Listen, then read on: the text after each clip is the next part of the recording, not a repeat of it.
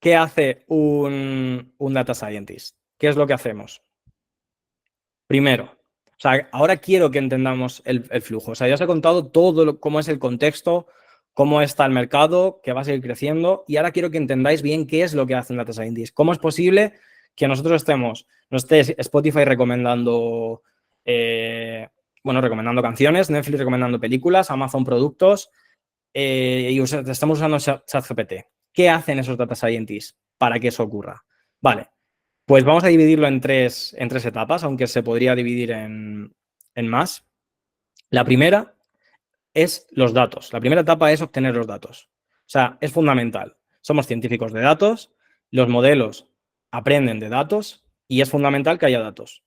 Es como la gasolina para un coche sin gasolina, un coche de combustión, sin gasolina no puede tirar, no puede moverse. Pues un proyecto de ciencia de datos, un modelo de machine learning no puede funcionar si no hay datos. No se le puede entrenar. ¿Vale? Entonces, es fundamental. Segundo punto, una vez ya tenemos datos, el siguiente punto es analizar los datos y transformarlos. ¿Vale? Nosotros tenemos que entender qué son esos datos y qué información nos están dando. Esos datos que nos dan, que pueden ser tablas de Excel, pueden ser bases de datos, pueden ser imágenes, pueden ser textos, da igual. Tenemos que entender, pues qué son esos datos. Tenemos que analizarlos, qué información nos dan, ver si están sucios y, pues limpiarlos y transformarlos de la forma adecuada para que luego podamos, en el siguiente punto, entrenar esos modelos de Machine Learning, el modelo que queramos para el objetivo que queramos, para el objetivo que nos contraten, que nos digan o que nosotros, pues, emprendamos. Detección de fraude, clasificación de imágenes, lo que sea. Vale, me vais preguntando algunas cosas. El Business Intelligence en la ilustración anterior estaría cerca del análisis de datos. O sea, al final el Business Intelligence es muy similar al análisis de datos, por así decirlo. ¿Vale?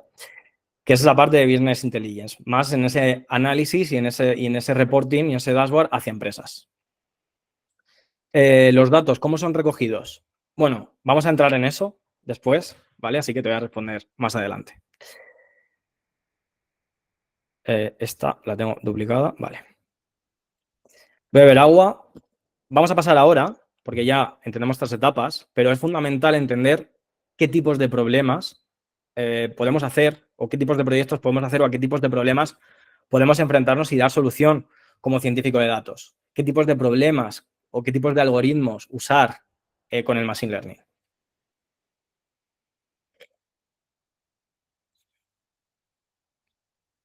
Primero, vamos a dividir estos tipos de problemas en dos grandes grupos que luego se van a dividir. Uno sería el aprendizaje supervisado. Siempre partimos, o sea, mentalidad de data scientist. Vamos a partir siempre de que necesitamos datos. Entonces, si no hay datos, nada. Entonces, todo va a estar muy enfocado a los datos. Un grupo es aprendizaje supervisado. Segundo grupo, aprendizaje no supervisado. ¿Vale? Ahora, ¿qué es cada grupo? Aprendizaje supervisado. El nombre te indica que hay una supervisión. Aquí, los datos están supervisados por un humano. Es decir, han sido vigilados. Y, por tanto, esa persona, ese humano, le ha podido dar etiquetas. ¿Vale? ¿A qué me refiero con las etiquetas de los datos? Me refiero a que podamos tener imágenes y sepamos a qué se corresponden. Por ejemplo, si tenemos imágenes de tumores que hayan sido supervisadas y nos digan, esta imagen es un tumor benigno, esta imagen es un tumor maligno. Si son imágenes de perros y gatos, pues lo mismo.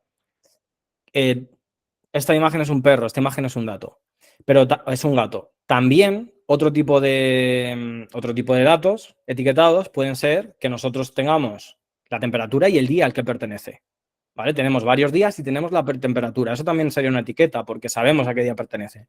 O tenemos características de las viviendas. Imaginaos, Idealista. Idealista está innovando mucho por dentro en tener una inteligencia artificial entrenada con sus datos que le vende a inmobiliarias. Lo que hace es, con esos datos de las viviendas y el precio, pues predice cuál debería ser el precio óptimo según mercado y según las características de esa casa. ¿Vale? Eso también serían datos etiquetados porque Idealista tiene el precio al que se vendió y las características de la casa. ¿vale? ¿Y cuál sería el otro grupo? El no supervisado. Pues aquí no ha habido un humano que lo haya visto, que lo haya supervisado y entonces no hay etiquetas. Entonces aquí podemos tener pues, muchos datos de usuarios, por ejemplo, pero no sabemos a qué pertenecen. Podemos tener muchos datos de clientes y no sabemos a qué pertenecen. Podemos tener muchos datos de genes y no sabemos a qué pertenecen. Ya cada uno aplicadlo a vuestro sector, ¿vale? Pero dentro de estos dos grandes grupos hay pues esos grupos más pequeños. Por un lado está la regresión. La regresión es, tú tienes datos y eres capaz de predecir otros datos en base a esos, ¿vale? La diferencia entre regresión y clasificación es que la regresión predice un valor continuo, por ejemplo, precio, temperatura,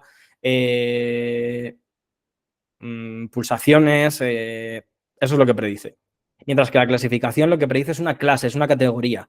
Por ejemplo, si es un perro o un gato, si es benigno o es maligno. Y puede tener más de dos clases también, pero la clasificación lo que hace es, con datos que ya previamente están clasificados, aprende a predecir nuevas clases para nuevos datos y la regresión aprende a predecir un valor para nuevos datos, ¿vale? Es la diferencia. Ahora, dentro del aprendizaje no supervisado, tendríamos clustering y la parte generativa. El clustering, ¿qué hace? El clustering lo que hace es que nosotros aquí no sabemos cuántas clases hay, ni a qué pertenecen, ni a qué clases pertenecen nuestros datos. Y entonces lo que hace ese modelo es aprender a agruparlas en base a su similitud, en base a cómo se parecen. Esto es cómo funcionan las redes sociales, por ejemplo. Las redes sociales lo que hacen es que en base a tu comportamiento cogen y te agrupan en, pues usuarios similares a ti para recomendarte cosas que a esos usuarios de tu grupo ya les ha gustado. Y así como funciona. Lo que tienen por detrás es un clustering. Y bueno, la IA generativa, que ya he hablado de ella y al final, pues lo que hace es entrenarse para generar textos en base a textos o generar imágenes en base a textos. Ojo, que la mayoría de problemas no es IA generativa por mucho que ahora lo veamos. Son estos. Y el principal foco y conocimiento que tiene que tener un data scientist es en manejar estos grupos: regresión, clasificación y clustering, porque la mayoría de problemas se solucionan con esto. La IA generativa todavía es nueva, incluso para nosotros, y bueno, todavía no sabemos bien cierto alcance de qué cosas se pueden hacer o en qué cosas es mejor o peor. Entonces, el enfoque principal es este y la IA generativa, pues, es más específica, ¿vale? ¿Qué aplicaciones tiene la inteligencia artificial? Es decir, ¿qué cosas podemos hacer con inteligencia artificial, machine learning? Por ejemplo, en la parte de regresión, predecir el precio de las acciones, predecir la temperatura, predecir el precio de la vivienda, estimar la duración de una enfermedad. Eso serían ejemplos de regresión. Ejemplos de clasificación, pues reconocer la cara para que se desbloquee el móvil, ver si este tumor es benigno o maligno. Cuando un email te llega a spam o te llega a principal, también ahí tienes un algoritmo de clasificación. Alexa si identifica que tú eres esa persona o no también. ¿Qué ejemplos podemos ver en clustering? Bueno, pues en clustering sobre todo es agrupar en las redes sociales y en sistemas de recomendación, agrupar también en la parte de biología, pues en genes, agrupar también clientes para recomendarles productos, como hace Amazon. Al final, todo lo que sea agrupación. Y en la generativa, pues lo que os he dicho, generar imágenes, generar textos, generar música, generar vídeo, aunque todavía está capada. Ya, he mencionado a Alexa y yo no la tengo cerca y alguno que la tenés cerca a lo mejor se ha puesto a hablar. Que a veces, alguna vez me pasa cuando explico ejemplos. Entonces, conclusión que podemos sacar de este trozo, ¿vale? De esta parte que hemos visto, para asentar y parar. La clave es saber a qué tipo de problema te enfrentas. Si es regresión, clasificación, clustering o generativa. Y esta es la base de todo. Y esto te lo van a dar los datos y te lo va a dar también el enfoque y la experiencia, pero sobre todo los datos. Depende de si esos datos son supervisados o no supervisados, ya vamos a tirar por un lado u otro. Depende de si esos datos son continuos o categóricos, van a ser regresión o clasificación o clustering si queremos agrupar y lo otro si queremos generar. Este es el primer enfoque y esto es lo que tenemos que saber de primera instancia para poder dedicarnos a esto y poder enfrentarnos a los proyectos, bueno, de forma coherente, ¿vale? Y poner solución a las empresas. Un caso real.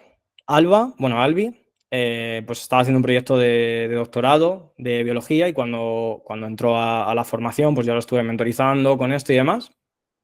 Y al final su principal problema no era más que enfocar mal este problema de origen.